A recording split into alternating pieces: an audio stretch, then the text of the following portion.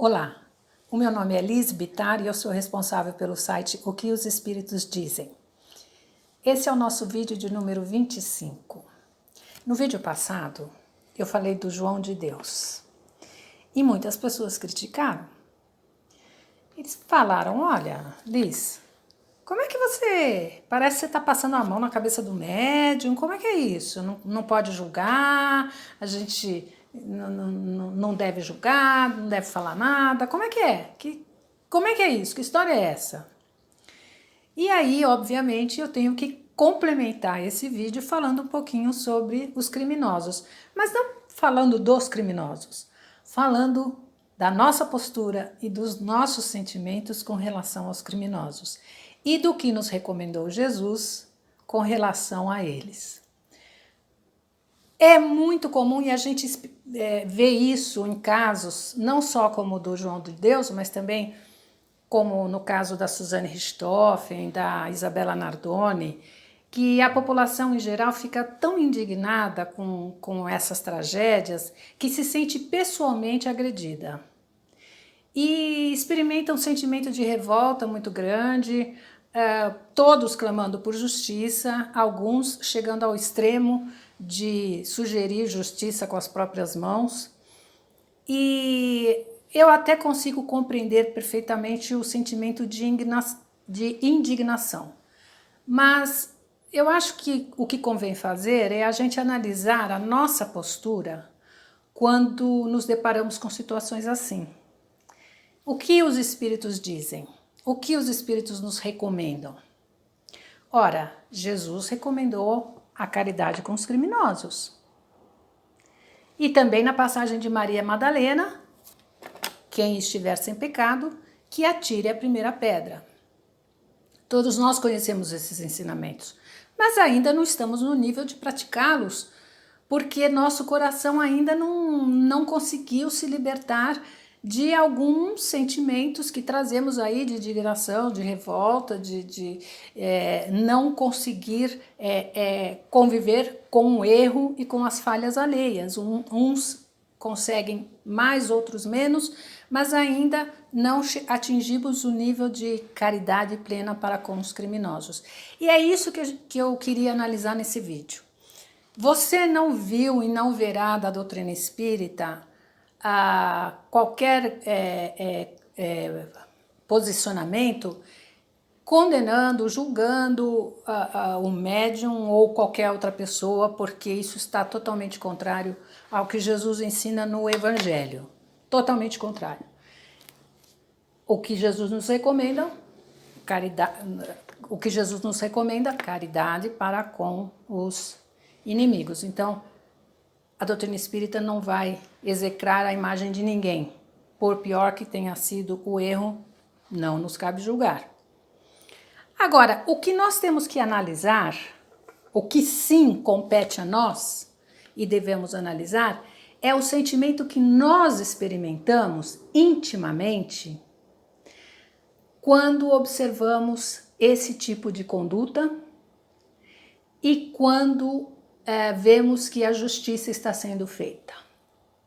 O que é que a gente sente intimamente quando a gente se depara com o mal feito e com a injustiça? Será que é a revolta impiedosa, o sentimento forte, desejo de vingança? É isso que nós experimentamos? Então é aí que a gente tem que se policiar, é dentro de nós que a gente tem que controlar, não dar vazão a isso. E também observarmos se nós sentimos se nós experimentamos aquele sentimento íntimo de satisfação quando a gente vê a justiça sendo feita. Será que a gente experimenta aquele sentimento assim, tá pagando? Aquele sentimento quase sádico, sabe? Olha, tá sofrendo, mereceu, tá sofrendo. Então, quando a gente tem que observar o que a gente sente em relação a isso, em relação ao mal feito e em relação à punição. Porque se a gente está experimentando uma satisfação íntima, mesmo que a gente não exteriorize, porque é feio exteriorizar, mas se a gente sente lá dentro aquele prazerzinho sádico de ver o outro sofrer, de ver o outro pagar, então o primeiro que tem que pedir ajuda a Deus somos nós. Porque nós estamos sendo falhos e estamos nos deixando levar por sentimentos muito inferiores, que compete a nós corrigirmos. Nós temos já a consciência, o entendimento necessário para tentar dominar em nós esses sentimentos e nos reeducar, tolhendo isso dentro de nós. Então, nos abstendo de comentar, nos abstendo de julgar, de criticar e sempre recomendando a prudência e a cautela nesses casos. A justiça dos homens está sendo feita e a justiça divina a Deus cabe. Mas nós temos que nos lembrar também que a justiça divina, ela é revestida de misericórdia. Falei disso no vídeo Justiça Divina e também falei no vídeo O Olhar de Deus. Deus não pune, castiga, condena. Os caminhos de Deus são sempre os caminhos do amor e são processos de reeducação. Não para a condenação de uma alma, mas para a redenção de uma alma.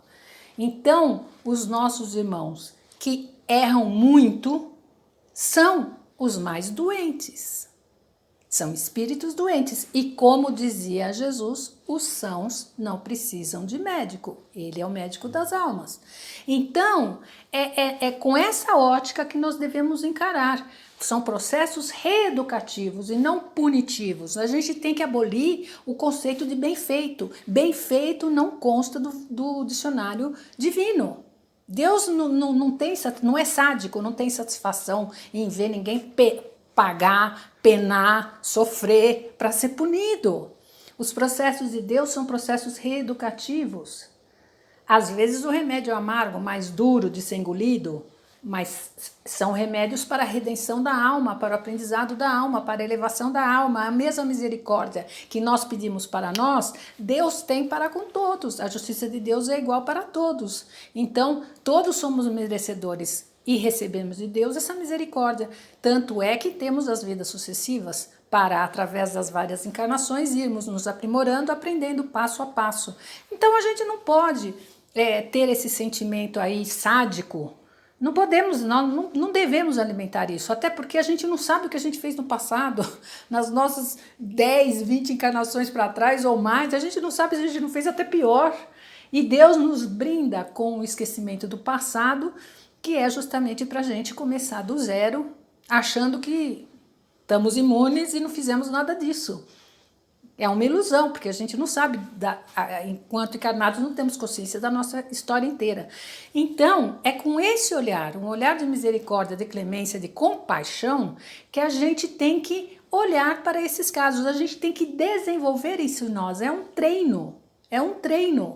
Mas a gente tem que policiar as nossas ações, as nossas palavras, os nossos sentimentos, para não dar vazão a esse sadismo interior de justiça está sendo feita, né?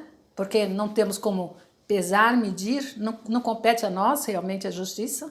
Então a gente tem que se controlar nisso e também de atingirmos a grandeza que Cristo nos recomenda, que é a de orarmos pelos nossos inimigos e por todos os que se antagonizam conosco, que é difícil, mas é um treino. É um treino, então às vezes a gente ainda não atingiu o nível da caridade plena, mas a gente está se educando para isso. E esses são alguns passos, policiando os nossos sentimentos, controlando os nossos sentimentos, as nossas ações, aquilo que a gente emana em palavras, né? E também orando para que a gente consiga orar pelos inimigos com sinceridade, orar pelo perdão e orar por esses anjos caídos, por essas almas aí que erraram, que estão doentes e que vão se reerguer, com a graça de Deus vão se reerguer. E esse Deus, a gente traz assim, das nossas encarnações milenares, né? A gente traz aquele ranço, aquela ideia do Deus punitivo, do Deus sádico, do Deus que impõe, intransigente. a gente traz isso até por educação religiosa das nossas muitas encarnações, e a gente vem com essa ideia que a gente tem que abolir. Deus é Pai de misericórdia, nós temos que nos aproximar da ideia de Deus que nos trouxe Jesus, do Pai misericordioso. E tirar esse conceito de nós da punição, do castigo, das penas eternas, que o Espiritismo já explicou que não existem penas eternas. Todos nós somos espíritos destinados a, sim, felicidade eterna, a felicidade plena dos espíritos bons, dos espíritos felizes. Esse é o nosso destino, estamos a caminho. Ali estamos a caminho, outros um pouquinho mais à frente, outros um pouquinho mais atrás, mas todos a caminho. Então a gente tem que abolir da nossa ideia esse Deus carrasco para compreender Deus como Pai de misericórdia, mas misericórdia para todos. A gente tem uma ideia um pouco infantil e bastante desviada do bem e do mal, porque às vezes o bem é bom quando nos favorece, quando não nos favorece é mal. Que história é essa? Né? Deus, a justiça é igual para todos, e como eu disse, os processos de Deus são processos de reeducação, para que a gente consiga evoluir, nunca de castigo, de reeducação. Outro dia eu ouvi uma oração que me chamou muito a atenção. A pessoa dizia: Deus, afasta de mim os inimigos, destrua os meus inimigos, destrua-os, eu exijo. E eu fiquei pensando, eu falava, meu Deus, será possível então que Deus se está evocando a Deus para clamar a destruição de uma pessoa? Será mesmo? Será que Deus, para me beneficiar, vai então destruir alguém? Deus é imparcial, a justiça dele é igual para todos, para o meu inimigo e para mim. E se ele é meu inimigo porque eu ainda não atingi o nível de perdoá-lo e dele me perdoar, mas que eu estou a caminho para que não sejamos mais inimigos. Essa é a visão da lei do amor.